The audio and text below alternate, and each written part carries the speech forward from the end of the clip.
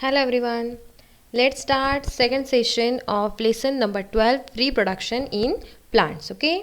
Before we will start our new session, that is second session, first we will revise the things that we have learned in our previous session. Okay. First we have seen the keywords that given in your textbook. Then we have learned that what is a reproduction.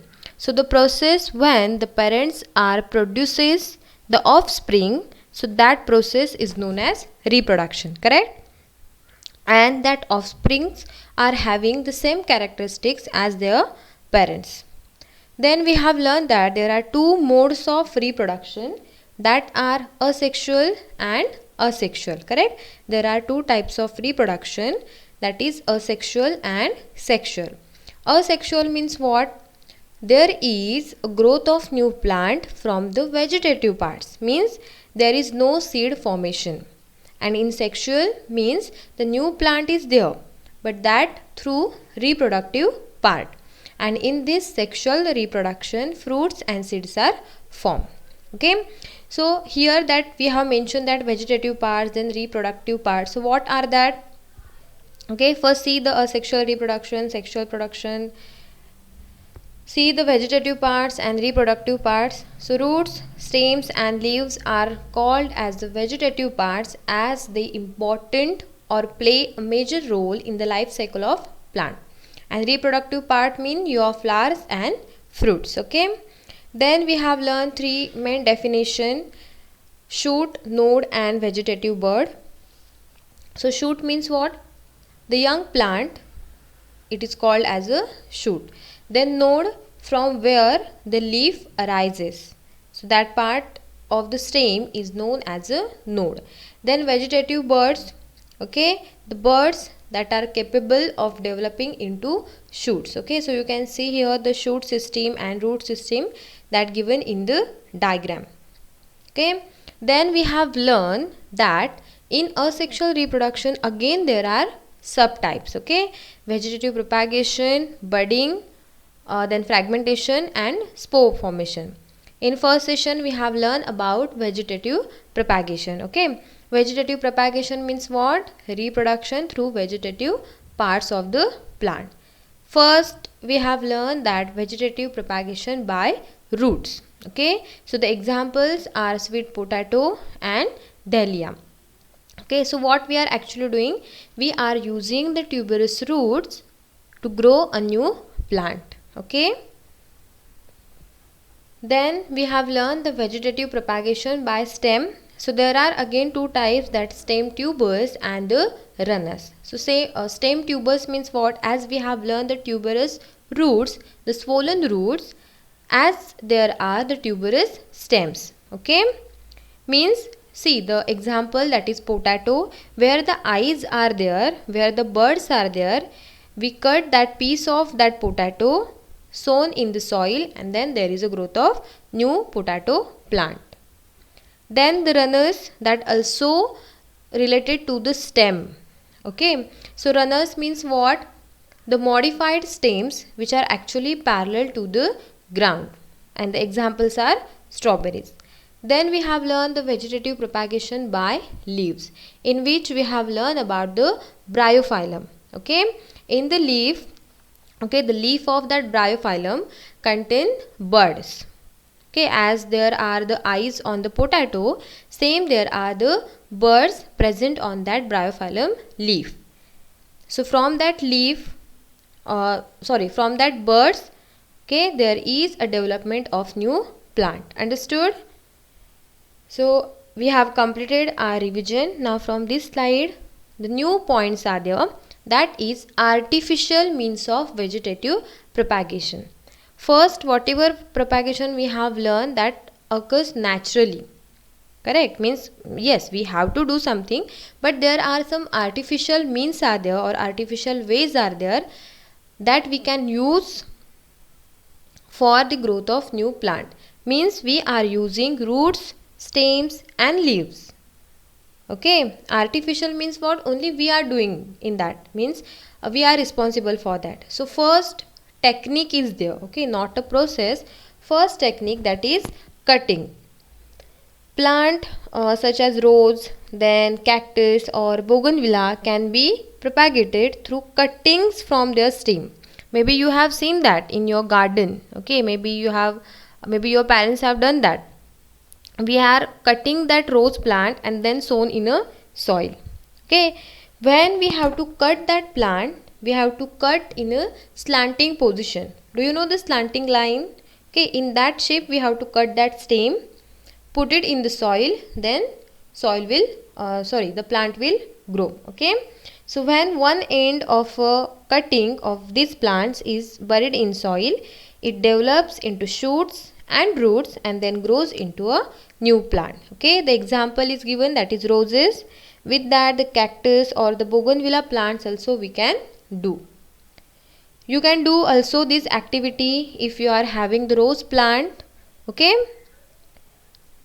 cut that in particular manner, then sown in the soil, so you will get a new rose plant. Understood what is a cutting?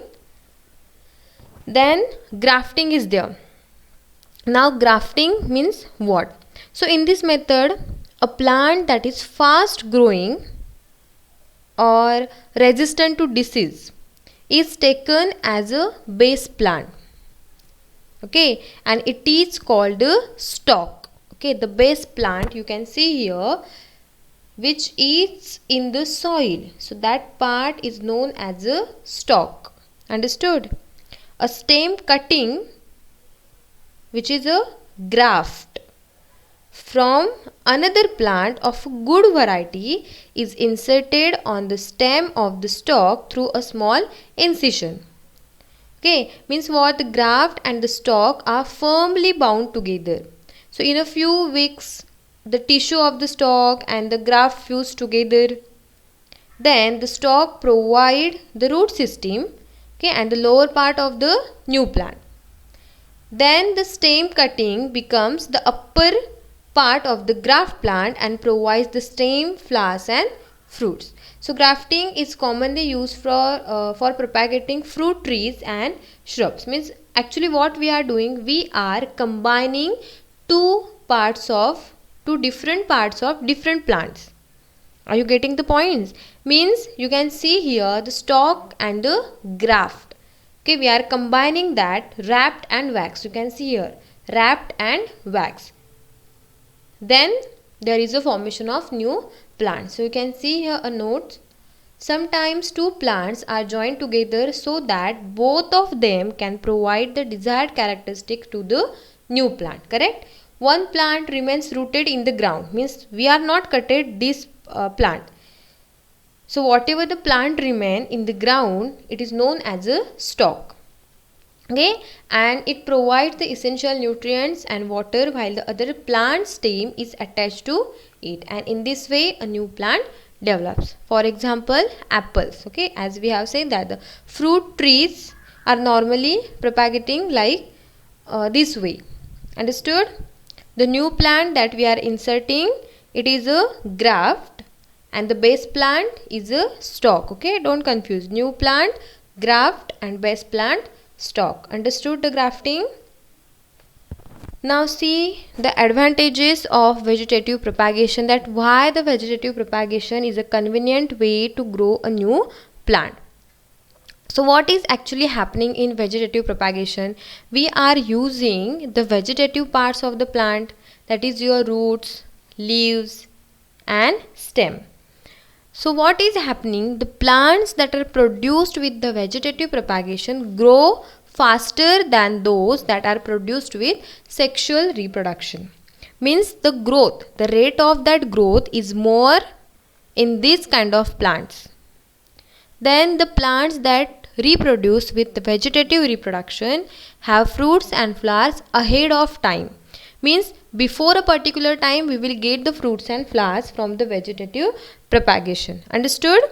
And the plants that are produced have exactly the same characteristics as that of their parents. Okay, correct? Understood? Means the new plant shows the same characteristics as there is a parent plant. Understood the vegetative propagation of asexual reproduction? then the new type of asexual reproduction, that is budding. Now what is actually happening in budding? So microscopic organisms such as yeast reproduced by budding. Now budding means what? There are buds. So small bulb-like projection you can see here that are called as buds which come out of the yeast cell. The buds gradually grow and get detached from the parent plant and then form a new yeast cell. Means what is actually happening? You can see here it is a parent yeast. Understood? Then there is a bud formation. You can see here the bud formation. As the bud grows, there is a new yeast cell.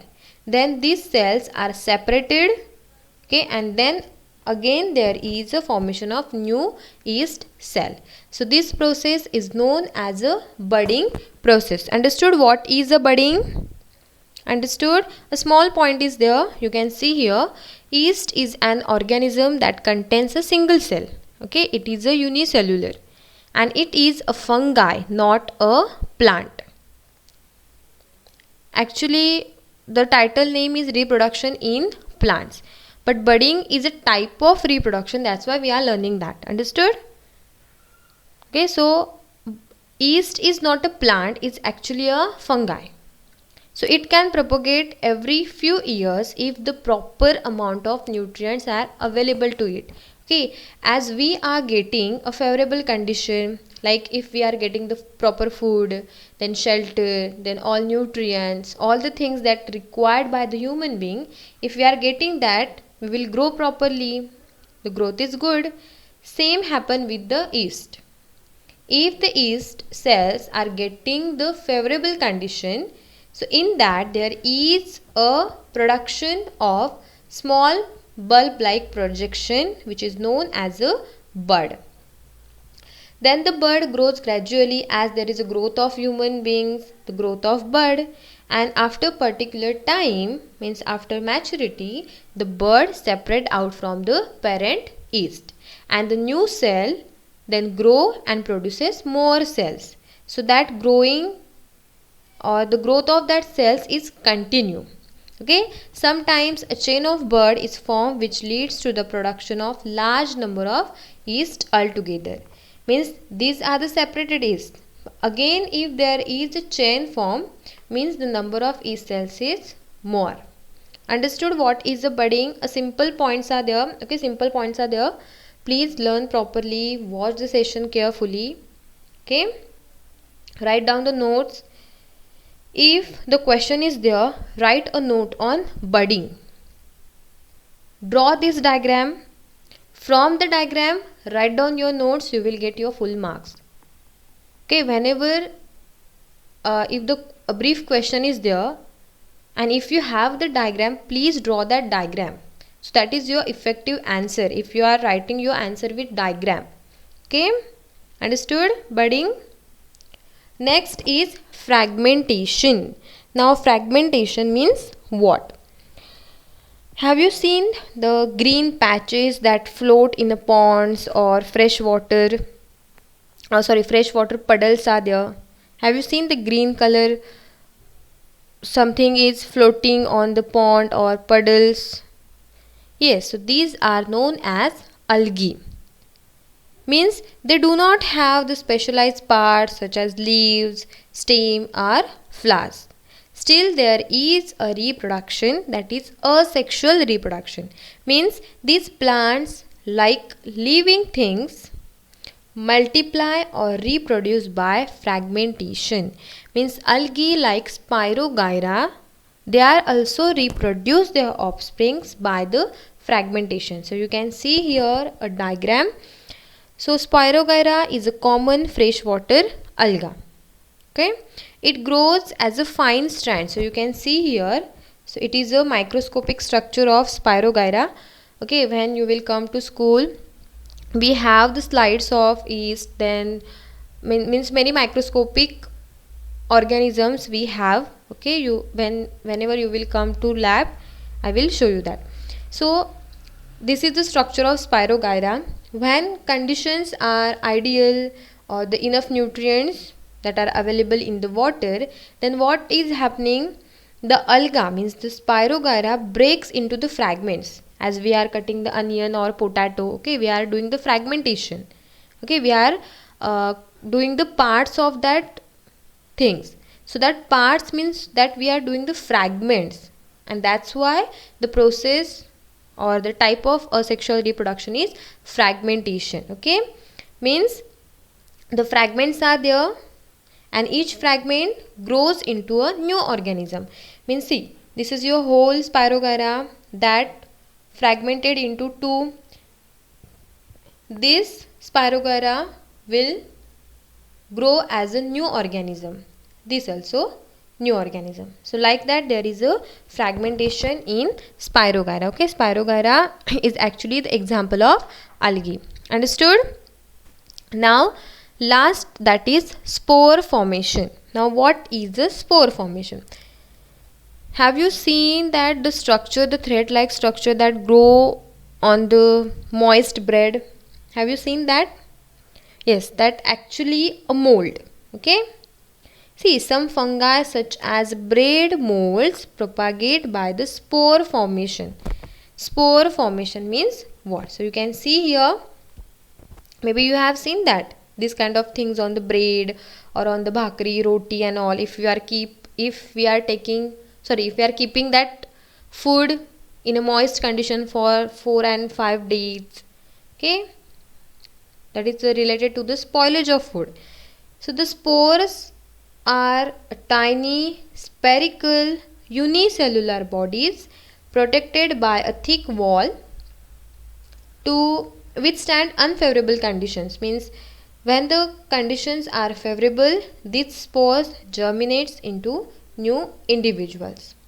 Okay, means actually there is a formation of spores, and that's why this kind of this kind of process is known as the spore formation. Okay, understood what is the spore formation? You can see here, some plants contain spores that float in the air and cause asexual reproduction. So a spore has a hard protective cover which protects it from the unfavorable environmental conditions like temperature and humidity. Means this, okay, this is your sporangium. Inside that sporangium, the small balls are there which are known as spores. So that spores come out when they get the favorable conditions. So you can see here, as a result, the spores can travel long distances and survive for a long duration of time. As soon as they find favorable conditions such as moisture and nutrients, they germinate and form new plants. Understood? The examples are moss and ferns that propagate in this way, okay, by the formation of spores. Understood?